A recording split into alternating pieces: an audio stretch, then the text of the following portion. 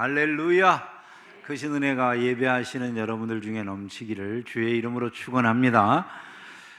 지난 3월 1일 3.1절 날 105주년 3.1절 기념일이었다라고 그렇게 얘기를 들었습니다. 3.1절에 만세운동을 부르고 핍박당하던 우리 민족, 그 어려움 중에도 나라를 독립시켜야 되겠다라고 하는 그런 의식을 가진 분들이 희생하고 많은 대가를 치른 결과로 오늘날 우리가 이렇게 자유로운 세상을 맞이하고 있는 줄로 믿습니다. 항상 승리에는 대가가 요구되죠, 그죠? 광복의 대가가 있어야 됐던 것처럼 이스라엘 백성들이 가나안 정복 전쟁을 이겨내는 데에도 많은 대가가 필요했던 것을 우리가 알 수가 있습니다. 이스라엘 백성들의 경우에는 이 가나안을 정복하는 정복 전쟁을 치를 때 어떤 그 대가를 치루었는가? 첫째, 하나님께서는 이스라엘 백성들로 하여금 성결의 대가를 치르게 하신 것을 알 수가 있어요. 요단을 건너기 전에 여호수아는 이스라엘 백성들에게 자신을 성결하게 하라, 이것을 요구하는 것을 볼 수가 있습니다. 자기네들을 성결하게 하지 않은 상황에서 가나안을 정복하러 나아갈 수가 없음을 깨달은 것이죠. 성결하게 하고 자신을 스스로 성결케 하고 난 다음에야 정복전쟁을 해서 승리하고 이겨낼 수가 있었다는 거예요. 많은 사람들이 이 성결의 문제를 가볍게 여기는 시대를 우리가 보고 있습니다.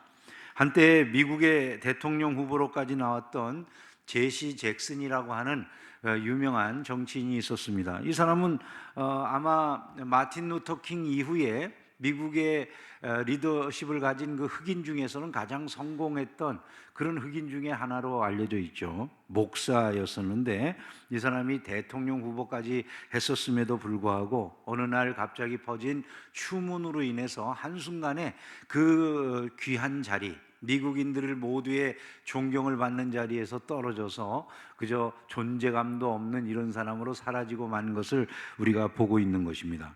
오늘날 제시 잭슨을 기억하는 사람들이 누가 있습니까? 없잖아요, 그죠? 한때는 오바마보다도 먼저 대통령이 될 가능성이 있는 그런 인물로 손꼽혔지만은 한순간에 모든 것이 날아가고 사라져 버린 것입니다. 우리 주변 세상을 보면 너무나도 세상이 타락한 것처럼 보여지죠, 그죠?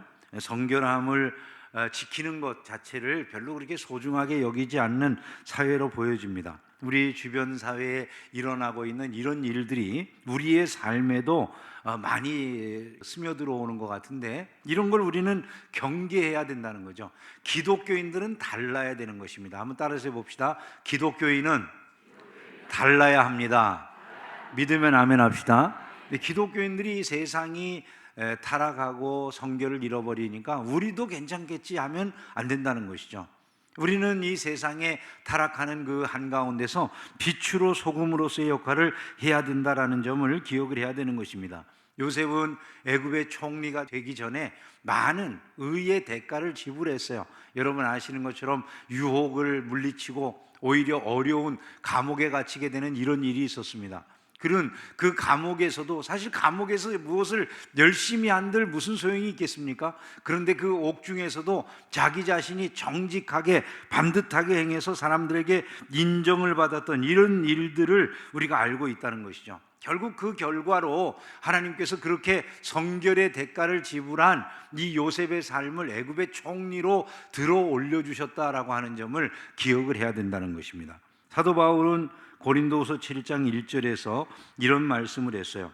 그런즉 사랑하는 자들아, 이 약속을 가진 우리가 하나님을 두려워하는 가운데서 거룩함을 온전히 이루어 육과 영의 온갖 더러운 것에서 자신을 깨끗게 하자, 이렇게 말씀했어요. 육과 영의 온갖 더러운 것에서 자신을 정결하게 성결하게 하는 것, 이것이 신자가 마땅히 살아가야 될 삶의 모습이라는 것이죠. 우리 주변을 돌아보면 우리를 미혹에서 넘어지게 하려고 하는 것들이 너무 많고 우리는 쉽게 우리의 성결을 버리는 이런 모습들을 우리가 보고 있습니다. 이 시대 신자들이 지켜야 될 성결, 그 중에 하나는 도덕적인 성결이라 이렇게 생각이 됩니다. 많은 사람들이 도덕적인 성결을 잃어버리지 않았나. 성도는 성적 타락을 경계해야 됩니다. 윤리적인 타락을 경계해야 되죠. 간음하면 안 되는 것입니다. 도적질하면 안 되는 것이죠. 그죠? 남을 죽이거나 살해하면 안 되는 것입니다.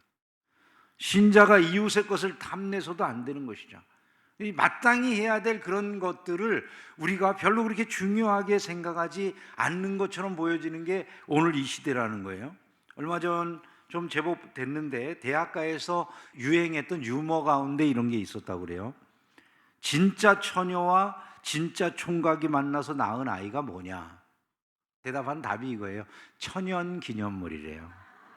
그 대답이 그거예요. 천연기념물. 여러분 이게 뭡니까? 아이들이 그러니까 대학생들이 생각할 때 대학을 다니면서 자기의 성결을 유지하는 순결을 지키는 이런 대학생들이 과연 얼마나 되느냐 스스로 그렇게 생각하고 있으므로 만들어진 유머라는 거죠.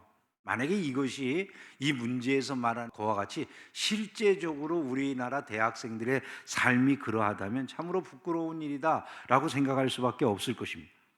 만약에 믿는 그런 젊은이들조차도 이런 식의 생각을 가지고 있다면 이건 정말 사회가 망조가 들었다라고 해도 과언이 아닐 거예요. 여러분 요즘 보면 우리 사회 도처에 이 성결을 무너뜨리는 그런 시도들이 일어나고 있어요. 여러분 잘 알다시피 이미 마치 그 주님의 길을 예비했던 세례 요한처럼 악한 길을 예비하는 자들이 활동을 해요. 그죠?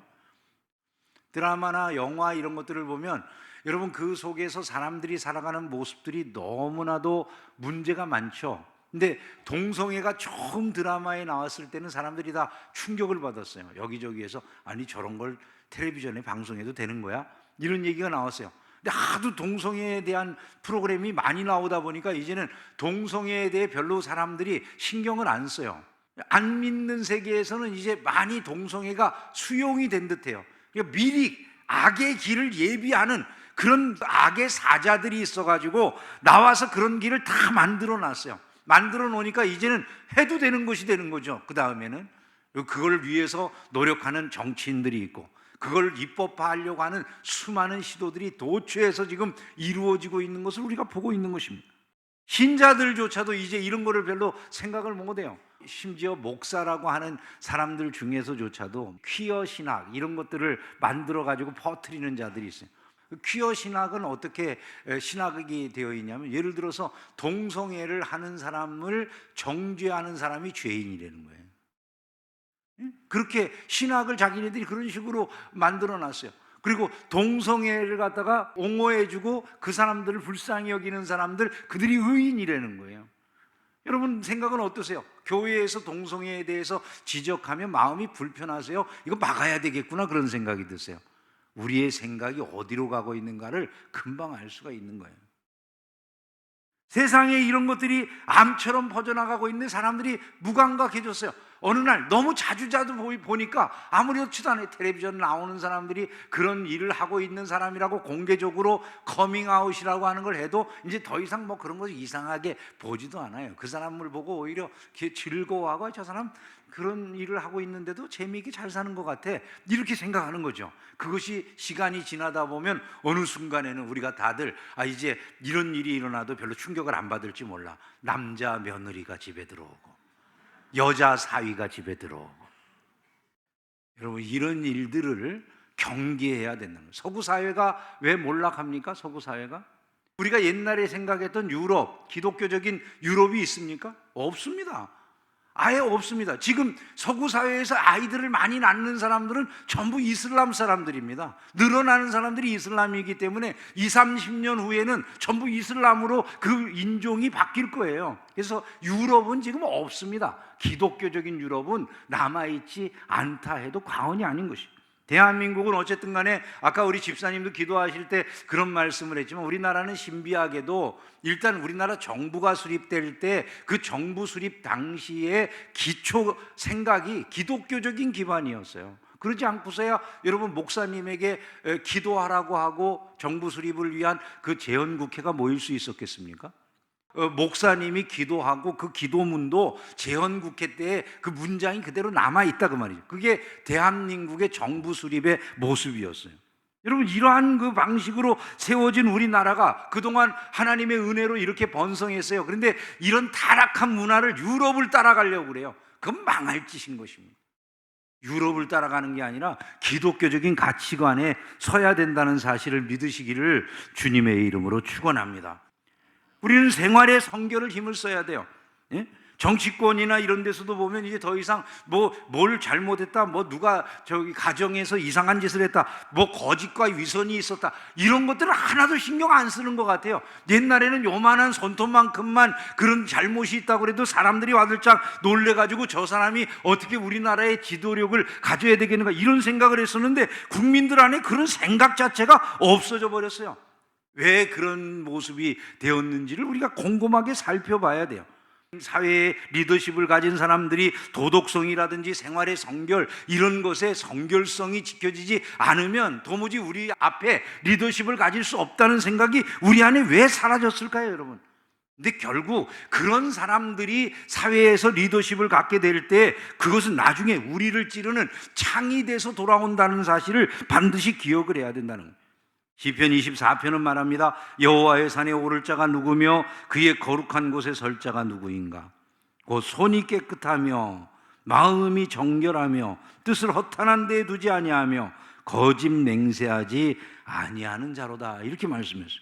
손이 깨끗해야 된다, 마음이 청결해야 된다, 거짓 맹세하면 안 된다, 이렇게 하나님이 그런 사람들을 하나님의 산에 받아들이지 않는다, 그렇게 말씀했어요. 즉 그런 사람들이 있는 나라가 복받을 수가 없다, 그 말이죠. 저와 여러분들이 기억을 해야 될 것은 기독교인들은 이런 세상에서 빛이고 소금이라는 사실을 잊으면 안 된다는 것이죠. 이러한 삶을 살아감으로 사회를 정화하는 데 일조하는 저와 여러분들이 되기를 주의 이름으로 축원합니다. 한번 따라서 해봅시다. 성결의 대가를 지불하자. 그것이 우리들의 모습이 돼야 된다는 거예요. 두 번째, 모험심이라고 하는 대가를 지불할 줄 알아야 된다는 거예요. 모험이라는 게 무엇입니까? 위험을 감수하고 무엇인가를 해내는 것, 이게 모험이라고 하잖아요, 그죠? 이 모험심이 있어야만 신앙생활도 해요. 자, 아브라함을 보세요. 믿음의 조상이라고 하는 아브라함, 그의 믿음 생활은 어떻게 시작이 됩니까? 하나님의 지시를 받고 갈 바를 알지 못하고 나아갔다 그러잖아요. 그게 바로 모험이에요. 내가 갈 바를 알지도 못함에도 불구하고 믿음으로 하나님이 나를 가라 하시니까 갈 바를 알지 못하고 내가 내게 지시할 땅이 있다, 그 땅을 향해서 가는 거예요. 하나님이 그를 도우셔서 믿음의 조상이 되게 하셨다는 것을 기억하시기를 주의 이름으로 축원합니다. 자, 이스라엘 백성들이 가나안 정복 전쟁을 하러 들어가야 되는데 요단강이 앞을 가로막고 있는 거예요. 그 요단강을 하나님께서 제사장들이 궤를 메고 그냥 물로 들어가라는 거예요. 그 제사장들이 법궤를 메고 들어갈 때 하나님의 역사가 일어나고 기적이 일어나는 것이죠. 그런데 여러분, 그것이 쉬운 일이 아니라 모험이라는 거예요.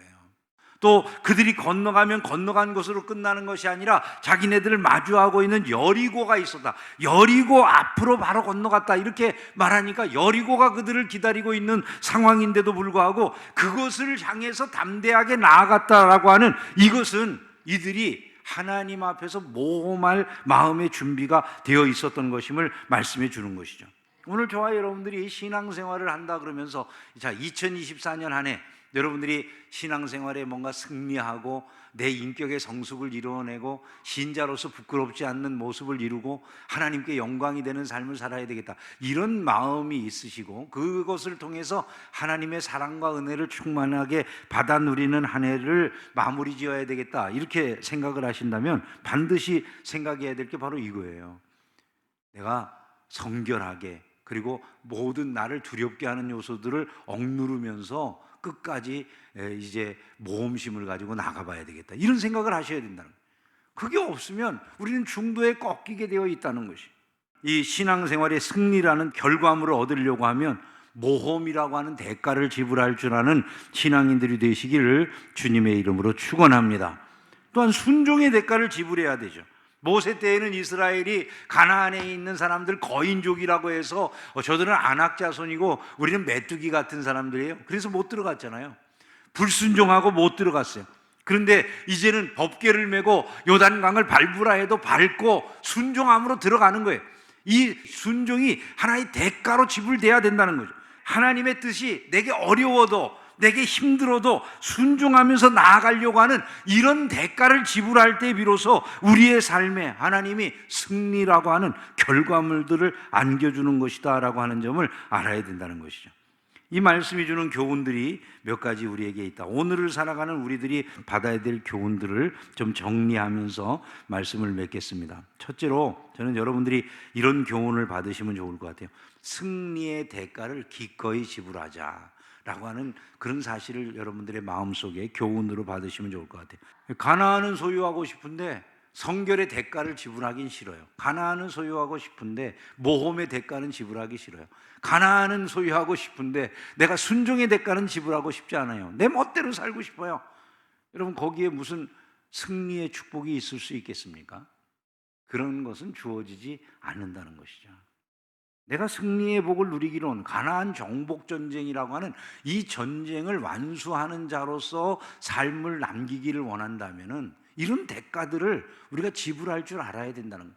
두려움을 억누르고 모험할 줄 알아야 되고, 나를 유혹하는 많은 것들을 물리치고 성결을 지킬 줄 알아야 되고, 내가 전진하는 모든 길에서 하나님의 말씀에 순종할 줄 아는 이런 자세를 유지해야 된다는 것을 기억을 해야 된다는 거예요. 우리는 끊임없이 영적 타락이나 배교로 우리를 이끌어가는 여러 가지 유혹들 앞에 놓여 있다는 점을 기억을 해야 되는 것입니다. 그것들을 이기는 것은 이와 같은 대가를 지불하면서 전진하는 데 있음을 믿으시기를 주님의 이름으로 축원합니다. 세상에서도 뭔가를 이루어내려면 말이죠, 대가를 지불해야 돼요. 허드슨 테일러 선교사님 같은 분들은 15살에 예배드리다가 자기가 중국 선교사로 가야 되겠다 하는 그런 그 소명을 받았대요.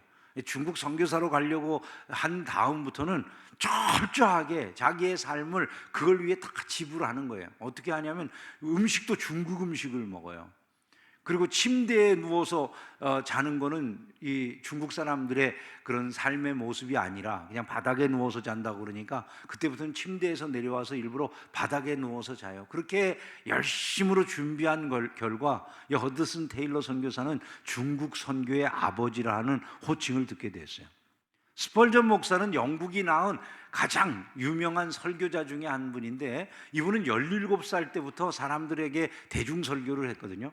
근데 자기가 어렸을 때 나는 이제 설교자가 돼야 되겠다라고 생각한 다음 어떻게 하면 성도들에게 다가갈 수 있는 이런 메시지를 전할 수 있는가 생각을 하다가 당대 최고의 문장가로 알려진 존 버년, 이분을 갖다가 이분의 그 문장을 좀 배워야 되겠다 이렇게 생각을 합니다. 그래서 철로역정 같은 책을 100독 이상을 해요. 그러면서 그 말씀을 외우고 그 말씀이 자기에게 입에 붙어 있도록 그렇게 익히면서 영국 최고의 설교자가 되었다라고 말을 하거든요. 세상에서도 뭔가 이루어내려고 생각을 하면요, 반드시 이와 같이 대가를 지불하는 게 있어야 돼요. 우리가 한 해의 끝에 영적 승리를 얻고자 한다면 이 세 가지 항상 기억해야 될 이 대가를 지불하기를 아까워하면 안 된다는 것이죠. 성결의 대가를 지불하는 신자들이 되기를 주의 이름으로 축원합니다. 모험의 대가, 순종의 대가를 여러분들이 지불할 수 있어야 된다는 거예요. 두 번째, 우리가 이 말씀을 통해서 얻어야 될 귀중한 교훈은 항상 깨어 있어야만 한다는 것입니다. 한번 따라서 해봅시다. 항상 깨어 있자. 항상 깨어 있어야만 된다는 거예요. 성결하기를 원한다면, 내가 두려움을 극복해 나가면서 끝까지 모험하는 삶을, 신앙의 모험을 주저하지 않고 해낼 수 있으려고 한다면, 내가 하나님의 말씀이 내 뜻과 다를 때에도 끝까지 순종하면서 나아가려고 한다면, 그래서 믿음의 경주를 승리로 이끌려고 한다면 우리가 반드시 기억해야 될 게 이거라는 거예요. 깨어 있어야만 된다는 거예요. 깨어 있어요. 깨어 있는다는 게 도대체 무엇인가? 깨어 있는다는 게, 우선 깨어 있지 않으면 안 되는 이유가 우리를 미혹하는 세 개의 대적이 있기 때문이다라는 걸 기억을 해야 돼요. 세 개의 대적이 무엇일까요, 여러분? 우리를 공격하는, 우리가 신앙생활하는 동안에 우리를 계속 공격하는 세 대적이 있어요. 세 대적이 뭐죠? 세상, 육신, 마귀. 이 세 가지가 항상 우리를 갖다가 공격을 해요. 우리는 이 셋의 공격을 계속 받으면서 영적인 타락이라든지 이 배교 행위 이런 데에 빠져들 위험을 항상 경험하게 되어 있다는 거죠. 그래서 경계심을 가지고 깨어 있어야 된다는 거예요. 근데 존 오웨인이라고 하는 분이 깨어 있다라고 하는 말을 이렇게 해석을 해요. 낱낱이 조심하면서 부지런하게 하나님이 지정하신 모든 수단과 방법을 사용해서 우리의 마음과 행위 그리고 사탄의 전략과 전술을 살펴 이 세상에서 죄를 짓는 기회에 얽혀들지 않는 것이다, 이렇게 말을 했어요. 이 존 오웬의 말을 좀 하나하나 정리해 보면 이런 거예요. 먼저 모든 일에 조심해야 된다. 그게 깨어 있는 거라는 거예요. 말이나 행동 하나 조심스럽게 해야 된다는 거죠. 내가 배교 행위를 하거나 타락한 행위를 하는 것 아닌지 이걸 살펴가면서 조심하게 해야 된다는 거예요. 여러분, 예수 믿는 사람들이 농담이랍시고 막 사람들 앞에서 말하고 행동하는 것 중에 음담패설하거나 이런 사람 없습니까? 예수 믿는 사람들 중에 없으면 좋겠는데 실제로 지금 이런 대답이 나올 수 있잖아요. 이게 예수 믿는 사람들 중에서도 음담패설이나 하고 그런 사람들이 있다면 이게 될 일이겠습니까? 근데 실제 예수 믿는 사람들 가운데도 그런 사람들이 있다고 여겨진다는 거죠. 이게 조심해야 된다는 거예요. 조심해야 된다. 말이나 행동이나. 또 부지런해야 된다. 부지런하게 라고 말을 했으니까요. 지속적으로 우리의 삶을 살필 줄 알아야 된다는 거죠. 그거 없으면 우리가 언제 넘어질지 모른다, 이런 말씀이에요. 또 하나님이 정하여 주신 수단과 방법을 사용한다, 이렇게 말을 했는데 그건 성경의 교훈과 가르침을 잘 따르고 지키는 일을 행함으로써 우리가 이와 같이 영적으로 깨어있게 되는 거다라고 말을 하는 것이죠. 마음과 행위 그리고 사탄의 전략과 전술을 늘 살핀다. 사탄이 우리를 공격하는 다양한 그 성경의 여러 말씀들이 있잖아요. 우리를 미혹에 빠지게 하는 그런 것들을 우리가 항상 들여다보고 내 마음이 과연 거기에 어떻게 반응하는지, 내 생각이 거기에 어떻게 반응하고 있는지를 살필 줄 알아야 된다는 것이죠. 그래서 죄를 짓는 기회를 자꾸 없애는 것, 이것이 바로 깨어있는 거라는 거예요. 신자가 그렇게 깨어있지 않으면 언제 어느 때 우리는 신앙의 시험을 받고 넘어져서 결국 우리가 원하는 그 승리하는 신자의 삶이라고 하는 것을 빼앗기게 될지 모른다라는 점을 알아야 된다는 것이죠. 무엇보다도 우리가 승리하기를 원하면 마음부터 지켜야 된다는 거예요. 마음부터. 왜냐하면 이 마음은 우리 삶 전체의 일종의 지휘부와 같은 거예요. 우리의 말도 우리의 행동도 우리가 이 세상을 살아가면서 생각하는 모든 것이나 감정을 느끼는 모든 것, 그것의 중심에 무엇이 있다고 그럽니까? 마음이 있다고 그러잖아요. 그래서 마귀는 너무나 잘 알아요. 세상도 잘 알고 그리고 우리의 육신도 잘 아는 게 지휘부부터 공격을 하는 거예요. 우리의 지휘부, 이 마음부터 공격을 한다는 거죠. 마음을 지키는 게 너무나도 중요하다는 거예요. 마음을 지키려면 꼭 해야 될 게 세 가지가 우선 있는데, 첫 번째로는 위험을 감지할 줄 알아야 된다는 거예요. 내가 위험한가 아닌가를 감지할 줄 알아야 된다는 거예요. 위험한지 아닌지를 몰라요. 내가 술집 같은데 집사님인데 맨날 같이 다녀. 위험한 줄 알면 갈까요? 안 갈까요? 안 가겠죠, 그죠? 친구들이 막 음담패설하는데 집사님이나 권사님들이 거기 가요. 그러면 그게 위험할까요? 안 위험할까요? 그런 걸 생각하는 거예요. 내가 위험을 감지할 줄 알아야 된다는 거예요. 내 주변에서 막 부정적인 이야기들이 넘쳐나는 장소가 있어요. 불평하고 원망하고 짜증내고 이런 사람들이 가지고 있는 모임 속에 내가 가서 앉아 있어요. 계속 그런 데를 좋아해요. 그리고 함께 어느 날부터인지 나도 슬슬 말하기 시작해요. 여러분, 어떨 것 같으세요? 굉장히 위험한 거죠, 그런 게. 그죠? 위험을 감지할 줄 알아야 된다는 거예요. 그리고 또 우리가 두 번째로 알아야 될 게 이거라는 거예요. 넘어지지 않으려면 우리가 무력한 자라는 걸 알아야 된다는 거예요. 우리가 무력한. 여러분, 사람들 중에 이런 사람이 있잖아요. 나는 거기 가도 절대로 시험 안 들어. 이런 사람이 제일 먼저 들어요, 되게. 시험 안 드는 사람은 없어요. 그런 사람들이 다른 데 가서 애 낳고 이런 짓을 할 수 있다, 그 말이에요. 이런 일들을 경계하지 않고 나는 괜찮아, 그런 사람 없어요. 사람들은 누구나 다 경계심을 가지고 그런 것들에 들어가지 않으려고 해야 되고 내가 무력하다는 걸 알아야 돼요. 세 번째로 우리가 해야 될 건 하나님의 약속에 대한 믿음을 가져야 돼요.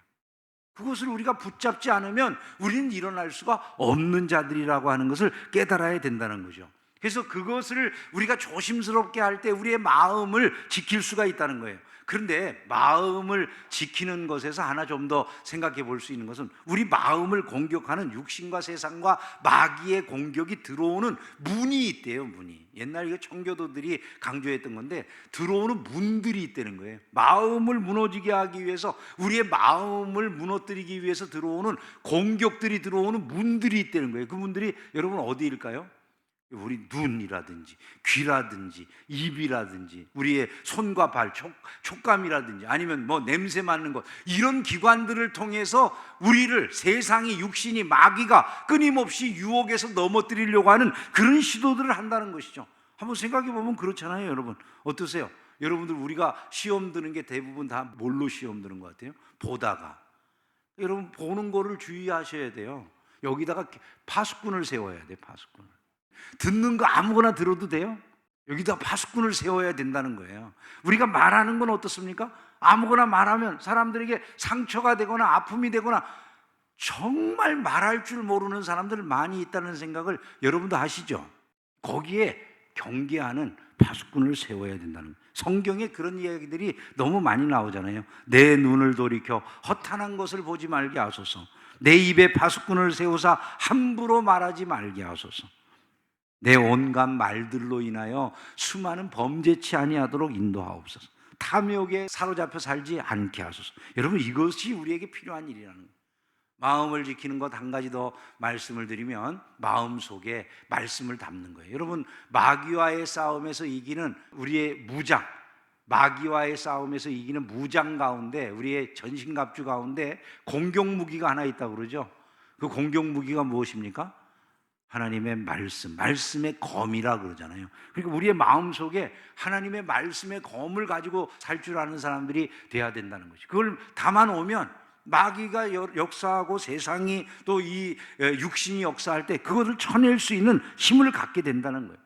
삶을 살아가면서 여러분 이것을 우리가 잘 감당할 때 비로소 우리는 이 세상을, 2024년 한 해를 승리하며 살아낼 수 있다는 사실을 믿으시기를 주님의 이름으로 축원합니다.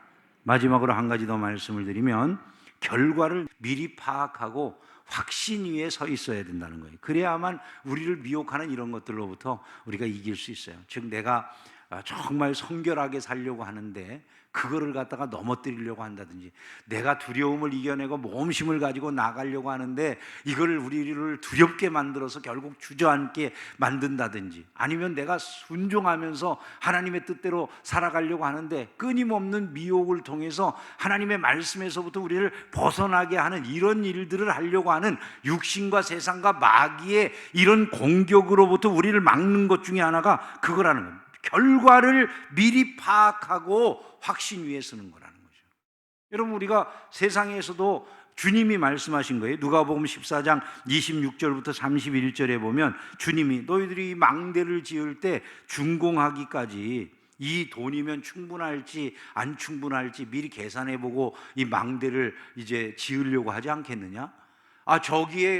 저기 2만 명이 와서 나를 치려고 할 때 내가 지금 이 1만 명의 군사로 저 2만 명을 이길 수 있는지 없는지 따져보고 미리 가서 화친을 하든지 이길 수 있으면 전쟁을 하든지 이걸 결정하지 않겠느냐? 너희들이 내 제자가 되는 것도 그러한 것이다 라고 말씀을 해요. 너희의 십자가를 지고 나를 따르라 주님이 말씀하시면서 너희들이 나를 따를 때 미리 계산해보고 따라야 된다. 여러분 우리가 예수님을 따라갈 때 우리의 삶에 아무리 귀중한 것을 다 지불한다 할지라도 그분을 따르고 그분이 내게 주실 영원의 축복에 비한다면 내가 지불하는 것이 아무것도 아니다, 이런 믿음이 없으면 우리가 예수님을 어떻게 끝까지 따라갈 수 있겠습니까? 결국 그것을 미리 내가 파악하고 나는 그리스도를 위해서 어떠한 희생을 치른다 할지라도 그것이 결코 큰 희생이 아니야, 이런 확신 위에 서 있을 때 비로소 우리는 마지막까지 흔들림 없이 믿음으로 승리하는 삶을 살아낼 수가 있다는 것이죠. 한 해 이제 봄이 되어서 본격적인 우리의 삶이 시작되고 여러 가지 만남들이라든지 계획들이 실천에 옮겨지는 일들이 이루어질 텐데, 이 모든 일들 속에서 여러분들이 이 세 가지를 꼭 기억하시면 좋겠어요. 성결의 대가를 지불해야 된다, 모험의 대가를 지불해야 된다, 순종의 대가를 지불해야 된다. 그 삶을 유지하십시오. 주께서 여러분에게 무한하신 은혜를 올 한 해 끝에 허락하실 줄로 믿습니다.